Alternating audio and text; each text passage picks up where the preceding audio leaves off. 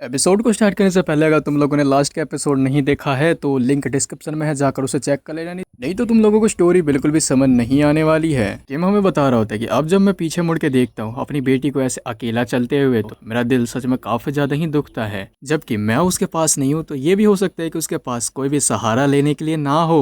मुझे काफी ज्यादा अफसोस हो रहा है और मेरा दिल रोता जा रहा है। लेकिन अब जो मेरी डॉटर दाहुन है वो बिल्कुल भी अकेली नहीं है। देखती किम काफी ज्यादा खुश होता है और वो सोच रहा होता है कि फाइनली अब उसके पास कुछ फ्रेंड्स हैं। वो भले ही ये चीज नहीं दिखाती है लेकिन दाहुन भी इसको लेकर काफी एक्साइटेड है। देन उसी कैरियोके की तरफ का हमें सीन दिखाया जाता है। एक कमरे के अंदर ली सेंग्रियोल होता है जो कि कह रहा होता है कि तुम्हें पक्का यकीन है कि ना वो नई बिछी है। तभी दूसरे वाला कह रहा होता है कि हाँ उसके साथ जो लड़की है उनसे मुझे मैसेज मिला है। अपना जो किम होता है वो सब कुछ सुन लेता है और वो कह रहा होता है ये तो एक क्राइम है, मुझे जल्दी से दाहुन को उधर से लेके जाना होगा। वो दाहुन के पास आता है, उसे खड़ा होने के लिए कहता है लेकिन कुछ भी फर्क नहीं पड़ता। वो अपने हाथों से इसको उठाने की कोशिश करता है लेकिन उसके हाथ शरीर से आर पार हो जाती है। तभी वो शांत रहने की कोशिश करता है और वो कह रहा होता है कि मुझे बाहर जाकर किसी को यहाँ पर लेके आना होगा मदद के लिए। हो सकता है कि लास्ट टाइम की तरह कोई मुझे फिर से देख पाए। लास्ट टाइम एक बच्चे ने उसे देख लिया होता है। अगले ही सीन में देखते हैं वो पब्लिक के अंदर आ चुका होता है। तभी उसको सामने एक पुलिस ऑफिसर दिखाई देता है। उससे वो मदद के लिए कहने जा रहा होता है लेकिन उसके शरीर से ही आर पार हो जाता है। तभी देखते हैं कि वो सभी लोगों से आर पार होकर भागता ही रहता है। अंत में जाकर वो थक जाता है और कह रहा होता है कि कोई प्लीज मेरी मदद करो। तभी उन्हें देखते कि सामने एक बंदा आता है जो कि कह रहा होता है आप तो ठीक तो हो ना। इसको किम कह रहे होते क्या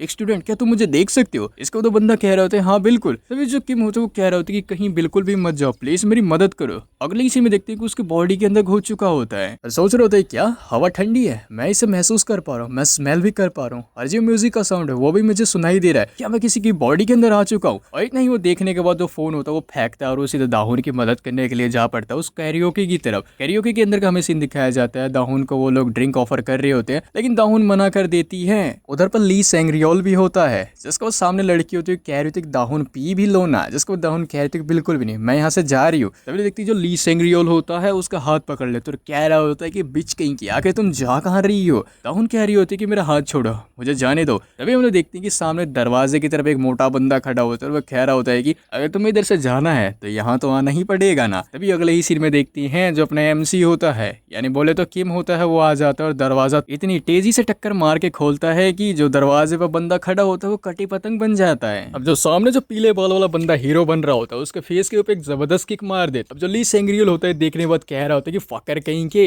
अभी देखते हैं कि जो किम होता है फायर एक्सटेंसर होता है उसके सर के ऊपर फेंक के मारता है और सोफे पर गिरा के उसको जबरदस्त पंचेस मार ही जा रहा होता है। वहां पे जो लड़की होती है कह रही होती है अब तुम कौन हो और तुम होते कौन हो हमारे दोस्तों को ऐसे मारने वाले? अब ये सुनने के बाद जो अपना एमसी होता है वो सोच रहा होता है अच्छा आखिर मैं हूँ कौन, अब मुझे क्या जवाब देना चाहिए? मैं तो ये भी नहीं कह सकता हूँ कि मैं दाऊन का फादर हूँ। तभी वो कह देता है कि मैं इसका बॉयफ्रेंड हूँ। अब जो ली सेंग्रियल होता है वो पड़े पड़े कह रहा होता है ये साला फकर, इसे जल्दी से पकड़ो। तभी देखते हैं अपने एमसी दाहुन को भागने के लिए कह रहा होता है। अगले ही सीन में हम लोग देखते हैं वो लोग भागकर काफी दूर आ चुके होते हैं। अब वो कह रहा होता है किम की लगता है कि वो अब हमारा पीछा नहीं कर पाएंगे। दाहुन कह रही होती है कि तुम्हारी मदद के लिए शुक्रिया। अब किम कह रहा होता है कि दाहुन तुम ठीक तो ना, कि तुम्हें कहीं चोट तो नहीं लगी है? इसके बाद दाहुन कह रही होती है कि लेकिन तुम्हें मेरा नाम कैसे पता है? अब ये सुनने के बाद जो अपना किम होता है थोड़ा सरप्राइज हो जाता है और उससे कह रहा होता है कि मुझे माफ करना, जब मैंने तुम्हें पहली बार देखा था तो मुझे लगा कि तुम्हारा नाम दाहुन ही होगा, यही नाम मेरे पहले दिमाग में आया था। जब जो दाहुन होती है वो हंसती है और कह रही होती है कि तुम देखने से तो मेरी एज के ही लगते हो लेकिन तुम्हारी बात सुनकर मुझे किसी बड़े इंसान की याद आ जाती है। इसके बाद किम सोच रहा होता है कि ये गलत तो बिल्कुल भी नहीं है, हूँ तो मैं एक्चुअली बड़ा ही।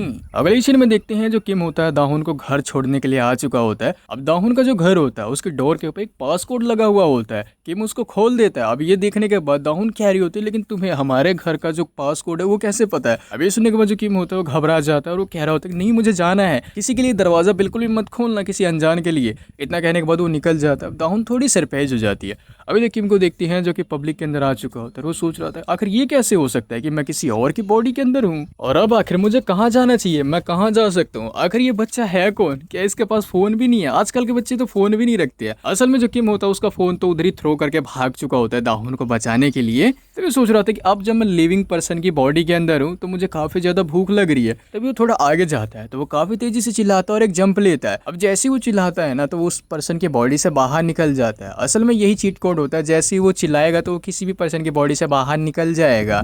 अब वो काफ़ी ज़्यादा सरप्राइज हो चुका होता है जो पर्सन होता है। अब यहाँ से सीन शिफ्ट हो जाता है, अगले दिन का सीन हमें दिखाया जाता है जिनल हाई स्कूल के अंदर का। अब देखते हैं कि जो अपना मेन कैरेक्टर होता है वो आ चुका होता है, उसका दोस्त कह रहा होता है कि आओ लेट लतीद हाजुन। अब उसका नाम हाजुन होता है जो अपना मेन कैरेक्टर होता है उसका। अब उसका दोस्त कह रहा होता है कि आखिर तुम कल क्यों नहीं आए थे, हमारे जो टीचर है वो तुम पर सच में काफ़ी ज़्यादा ही गुस्सा है। अब जो ये पर्सन होता है इसका नाम शिवू होता है और ये अपने मेन कैरेक्टर यानी हाजुन का दोस्त होता है, यानी एक बेस्ट फ्रेंड पक्के वाला। गर्लफ्रेंड से ज्यादा अच्छे दोस्त होते हैं इसलिए दोस्त बनाओ। खैर छोड़ो, कहानी में बढ़ते हैं आगे। तभी हाजुन शिवू से कह रहा होता है कि शिवू तुम्हें लग सकता है कि मैं बेकार की बात कर रहा हूँ, लेकिन तुम बस चलते जा रहे हो, लेकिन अचानक से तुम्हें होश आ जाता है और तुम अपने आप को देखते हो कि तुम पता नहीं किसके बीच में कहाँ पर खड़े हो। मेरा फोन और मेरे एयरपोर्ट दोनों खो गए। जिसके बाद अब शिवू कह रहा होता है कि इसका मतलब ये है कि तुमने अपने आप को पागल साबित करने का डिसाइड कर ही लिया है, लेकिन हमारे टीचर है जरूर तुम्हारी बात समझेंगे। तभी देखते कि दाहुन उधर से गुजर रही होती है, दाहुन की आंखें लड़ती है और अपना हाजुन होता है उसकी आंखें लड़ती है, दोनों की आंखें चार हो जाती है। लेकिन देखते कि हाजुन को तो कुछ भी याद नहीं होता और वो कह रहा होता है कि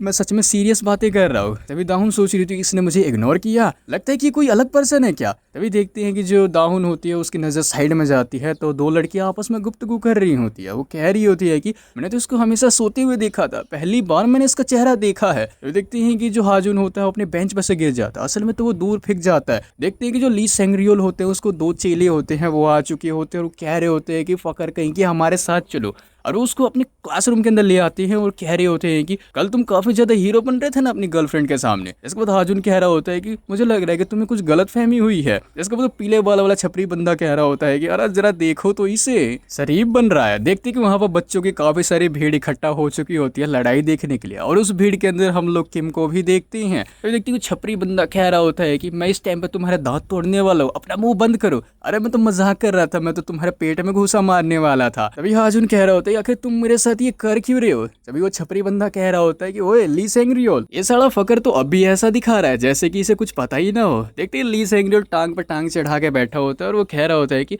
अगर तुम्हारा छोटा बच्चा कुछ चीजें ना जाने तो क्या बड़ों का फर्ज नहीं बनता है कि उन्हें सिखाएं, क्या यही असली एजुकेशन नहीं कहलाती है। तभी वो छपरी बंदा हाजुन से कह रहा होता है कि इस टाइम पर तैयार हो जाओ, मैं सच में तुम्हें पीटने वाला हूँ, और वो पंच मारता है। तभी देखते हैं कि जो हाजुन होता है उसको पंच को पकड़ लेता है। अभी देखने के बाद ली सेंग्रियोल उसके दो छपरी दोस्त होते हैं काफी सरप्राइज हो जाती है। हाजुन कह रहा होता है कि मुझे मारते समय पंच का नाम बताना। अरे बेवकूफ हो, ये एकदम बेवकूफी भरा कदम है, हमारे जमाने में ऐसा नहीं होता था। अब वो छपरी बंदा होता है वो काफी ज्यादा इधर सरप्राइज हो जाता है। हाजुन कह रहा होता है कि तुम्हारे घर वाले तुम्हें पढ़ने के लिए स्कूल भेजती हैं, लेकिन तुम यहाँ पर बदमाशी करते हो। आज मैं तुम्हें सच में सबक सिखाने वाला हूँ, आज तुम्हारी पिटाई होने वाली है। असल में हाजुन की बॉडी के अंदर किम की जो सोल होती है वो पोजेस कर लेती है, तभी वो इतना ज्यादा ताकतवर हो चुका होता है। और इसी के साथ ये वाला एपिसोड यही एंड हो जाता है। आई होप तुम लोगों को एक्सप्लेनेशन काफी ज्यादा अच्छी लगी होगी। अच्छी लगी तो चैनल को जरूर सब्सक्राइब कर लेना और वीडियो को लाइक कर देना। बाकी मैं मिलता हूँ नेक्स्ट एपिसोड में, तब तक के लिए बाय बाय।